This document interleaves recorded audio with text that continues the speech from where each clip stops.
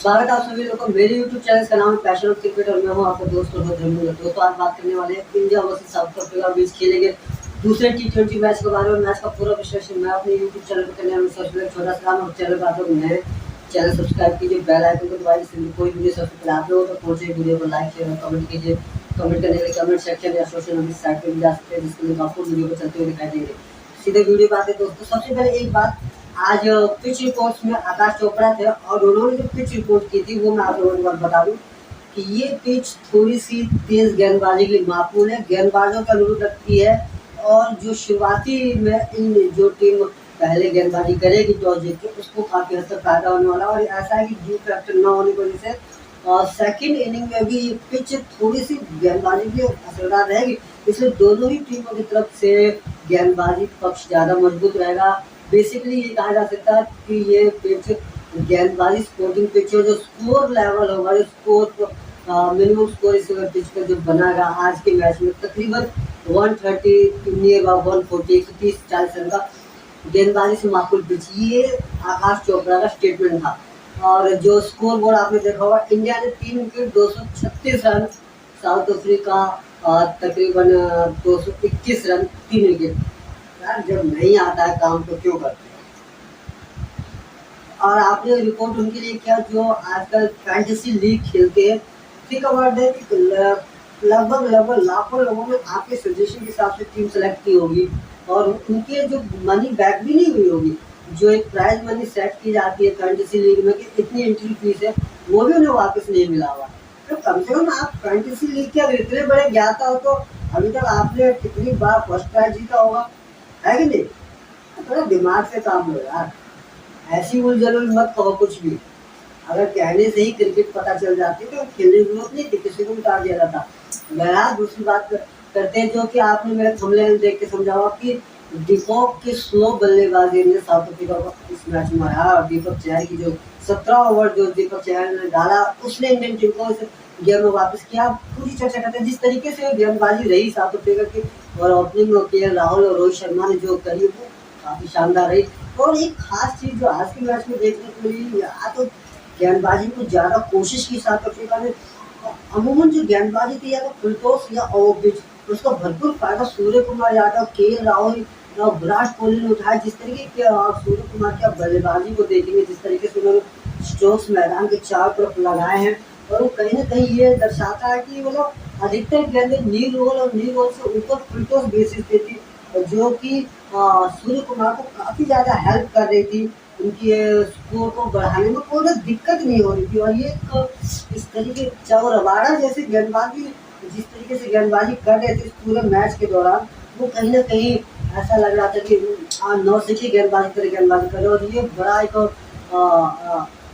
मैं ये कहूँगा कि अतजुर्बेकार गेंदबाजी रही चाहेंगी साउथ अफ्रीका ने। इसी बेस पर 3 तेज गेंदबाज एंगेडी, नॉर्टजे और आपका रबाड़ा और फ्लाई की शायद शुरुआती झटके निकाल पाया। भारतीय टीम में सेम टीम थी अनचेंजेबल। जो केशव महाराज ने 2 विकेट मिली, इकलौती 2 विकेट, अदरवाइज भारतीय टीम में टॉप 4 थे। उन्होंने भरपूर बल्लेबाजी का आयोजन किया। और सबसे बड़ा देखिए कहते हैं कि teams come first after that of individual performance, और ये आज के मैच में दिखाई दिया। विराट कोहली 49 रन, 2 गेंदें बची थी जब दिनेश कार्तिक स्ट्राइक पर थे। उन्होंने दोनों ही गेंदों को सीमा रेखा के पार भेजा, दोनों ही गेंदों 2 बेहतरीन छक्के लगाए।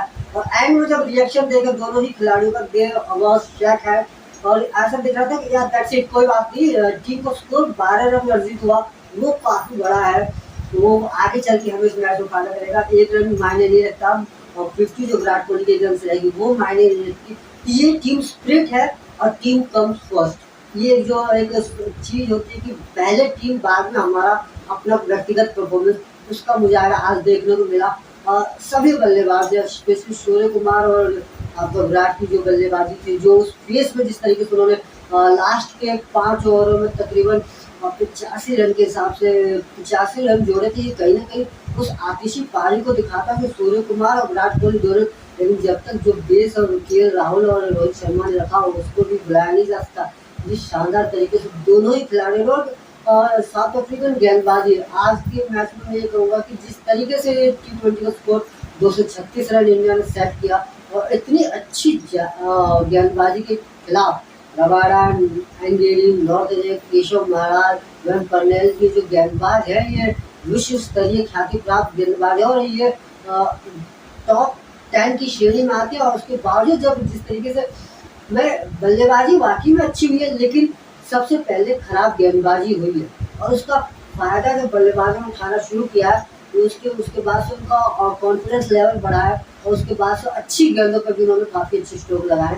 तो शुरुआत खराब गेंदबाजी साउथ अफ्रीका ने की और जिसका पूरा फायदा, क्योंकि भारतीय टीम की तरफ से रोहित और राहुल, सूर्य, विराट और उसके बाद दिनेश कार्तिक, किसी ने भी एक भी मौका नहीं छोड़ा इस मैच में और 236 रन का एक विशाल स्कोर खड़ा किया। और जिस तरीके की बल्लेबाजी साउथ अफ्रीकन टीम की रही, शुरुआती दोनों विकेट कैप्टन बबुआ के विकेट जिस तरीके से अर्शदीप ने निकाला, वहाँ कहीं ना कहीं ऐसा लग रहा था कि भारतीय टीम इस मैच में कवर अप कर रही है। और जो शुरुआत, जो डिकॉक की आज की बल्लेबाजी रही, मैंने लाइव में फर्स्ट टाइम डिकॉक को इतना स्लो खेलते हुए देखा। तो पता नहीं किस चीज़ का उन्होंने गणित अपने दिमाग में लगा रखा था कि इस गणित के हिसाब से, इस मेथड के हिसाब से चलेंगे तो ये जो रन रेट दिखाई दे रहा है, जो तकरीबन मैच शुरू जब हुआ तो ये रन रेट आपका I think more than near by 12 to 13 run पर ओवर के हिसाब से ये रन रेट था। उसके बाद से आपको उस रन रेट को मेंटेन करते हुए, क्योंकि जहां आपने इस रन रेट से कम का स्कोर किया वो रन रेट आगे जाके डबल हो जाना है। और इस तरीके से जब तक 10वें ओवर तक जो रन रेट थी 16-17 रन प्रति ओवर के हिसाब से आ चुकी थी, वहाँ ये टीम साउथ अफ्रीकन टीम अभी भी सोच विचार कर रही थी। पर डिकॉक 34 गेंदों में 33 रन, और इसकी चर्चा मैच देखते हुए मैं खुद अपने छोटे भाई के साथ कर रहा था। वो भी कह रहा था कि जिस तरीके से बल्लेबाजी हो रही है और डिकॉक ने क्या गणित लगाया है कि जिसकी वजह से वो अभी तक अपने आप को ओपन नहीं कर रहे, स्ट्रोक्स नहीं खेल रहे। और जब तक उन्होंने अपने हाथ खोले बहुत देर हो चुकी थी, क्योंकि रन रेट इतना ओपन निकल चुका था, तकरीबन 20 रन प्रति ओवर के हिसाब से लास्ट के 5 ओवरों में उससे पार पाना बड़ा मुश्किल था। मिलर का एक एंड का स्कोर बड़ा अच्छा चल रहा था। वो इस मौके के इसी तरह के सिचुएशन के खिलाड़ी हैं, वो सब इस भली भांति स्थिति से परिचित हैं। वो पहले भी काफी इस तरीके के मैचों में अपना हुनर दिखा चुके हैं, लेकिन डिकॉक क्या गणित लगा थी ये समझ पाना बड़ा मुश्किल है। तो डिकॉक ने जिस तरीके से बल्लेबाजी स्टार्ट किया, या तो ये था कि विकेट जल्दी गिरी, पर साउथ अफ्रीका का ऐसा कभी सोच मंशा किसी मैच में दिखी नहीं कि विकेट गिर गई हो और साउथ अफ्रीका पूरी टीम शेल में जाकर उस तरीके से परफॉर्म कर रही हो। मुझे अपने आप को बचाना है, टीम को बचाना है, विकेट नहीं गिरने देनी है, चाहे स्कोर जो भी हो। क्योंकि साउथ अफ्रीका, न्यूजीलैंड और ऑस्ट्रेलिया ऐसी टीम है वो रन रेट को प्रेफर देती है, विकेटों को नहीं। विकेट चाहे जाती है रन रेट T20 के हिसाब से, ओडीआई मैच के हिसाब और टेस्ट मैचेस के हिसाब से जो एक बेसिक रन रेट होना चाहिए उसे वो फॉलो करते हैं, विकेट की परवाह नहीं करते। लेकिन यहाँ डिकॉक से क्या गलती हुई, क्या हुआ, एक रणनीति लेके बैठे थे अपने दिमाग में, इसकी कल्पना कर पाना पड़े है।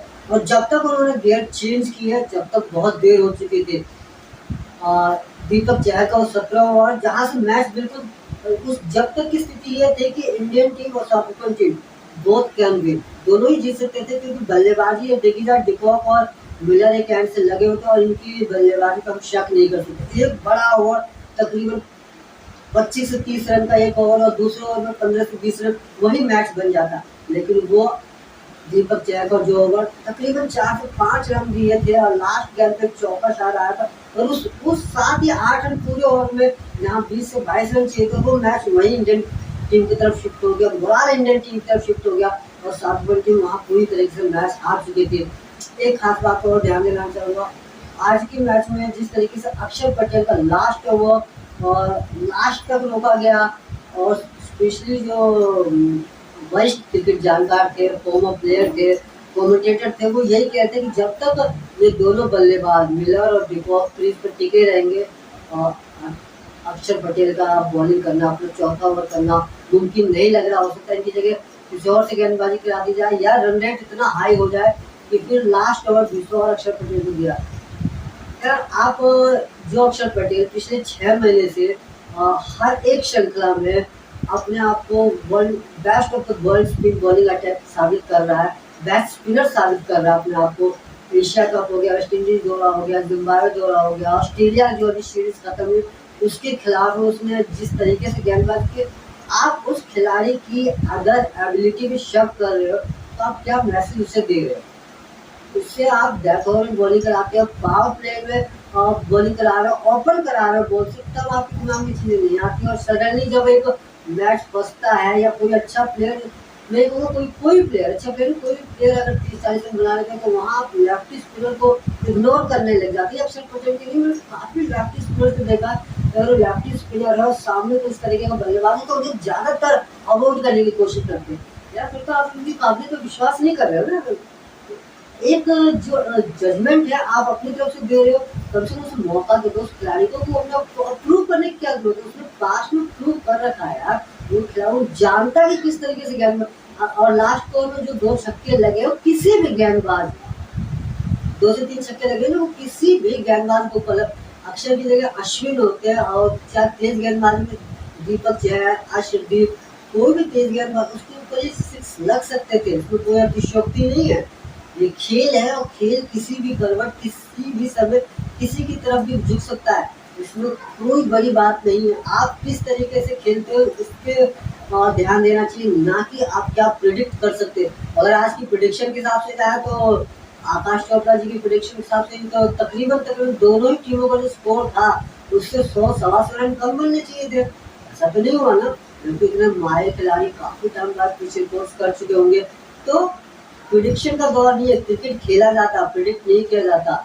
अगर प्रिडिक्ट से ही काम चलता है, जितने फैंटेसी लीग चल रहे हैं उसमें मैं तकरीबन हर रोज विनर होता, क्योंकि मुझे ये लगता है कि मैं जो अपनी क्रिकेट की जानकारी के साथ बहुत कुछ जानता हूँ, लेकिन मोस्ट ऑफ द टाइम जो एंट्री फीस भी वापस नहीं आती है। तो क्रिकेट प्रिडिक्ट से नहीं खेला जाता। ये कहावत है ना, until you can't win till the last ball deliver। आप जब तक नहीं जीत सकते जब तक कि आखिरी गेंद ना डाली जाए। ये और ऐसा कई बार साबित हो चुका है। तो जैसी गेंदबाजी इंडियन टीम की रही है और जैसे अक्षर पटेल ने गेंदबाजी की है वो सराहनीय है, बहुत सिर्फ एक गलती मैं कहूँगा कि हाँ आपका अश्विन की ओवर रेट्स खत्म कराया गया, उनको शायद थोड़ा रोका जा सकता था उस फेस के लिए, जब इन दोनों की तरफ से एक ऑफ स्पिनर, क्योंकि हम सभी जानते हैं ऑफ स्पिनर लेफ्टियों के लिए अमूमन दिक्कत देती है, क्योंकि वो अंदर आती है एंगल से और टिक पर पड़ने के बाद या तो स्ट्रेट हो जाती है या फिर बाहर, अगर वो हल्का से भी स्पिन लेती है, गेंद बाहर निकलती है तो बहुत बड़ी दिक्कत पेश करती है लेफ्ट हैंड को। ये सबको विदित है, सबको इस बात का पता है। तो शायद इसके लिए एक ओवर अश्विन का रोका जा सकता था और वो 15, 16, 17 ओवर में जब सिचुएशन टफ हो सकते थे वहाँ यूज किया जाता। बहरहाल कप्तान की सोच अलग है, हमारी सोच अलग है। फील्ड में कप्तान खेल रहा है, फील्ड में रोहित शर्मा खेल रहे हैं, वो मुझसे और हम सबसे ज्यादा बेहतर जान सकते हैं। तो सिचुएशन जो फेस करता है वही जानता है कि किस तरीके से उसके अकॉर्डिंग प्लान बनाने थे। दोस्तों मेरे द्वारा किया गया विश्लेषण आप लोग कैसा लगा जरूर कमेंट करके बताइएगा। कमेंट करने के लिए कमेंट सेक्शन या सोशल मीडिया साइट पर जा सकते हैं, जिसके लिंक आपको वीडियो में चलते दिखाई देंगे। खुश रहिए, सुरक्षित रहिए, अपने और अपने परिवार का ध्यान दीजिए। Thank you so much.